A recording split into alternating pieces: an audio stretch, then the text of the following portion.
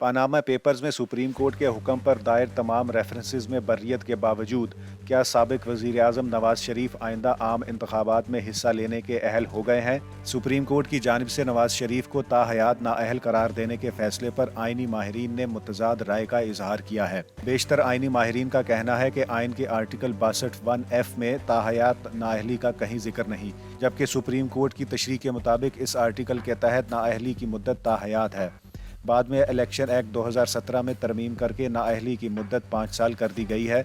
Parliament की जानिब से नाअहली की मुद्दत के तयन के बाद मियां नवाज शरीफ की नाअहली की मुद्दत ख़त्म हो चुकी है, मगर इसका फैसला बहरहाल सुप्रीम कोर्ट करेगी। सुप्रीम कोर्ट ने ताहयात नाअहली के मामले पर अदालती फैसले और इलेक्शन एक्ट की तरमीम में तजाद का नोटिस लिया है और अटॉर्नी जनरल और तमाम सूबाई एडवोकेट जनरल्स को नोटिस जारी कर दिए गए हैं। सुप्रीम कोर्ट ने ताहयात नाअहली के मामले का नोटिस अमाम कैसरानी बनाम बादशाह कैसरानी इंतखाबी उज़रदारी केस की समाअत के दौरान लिया।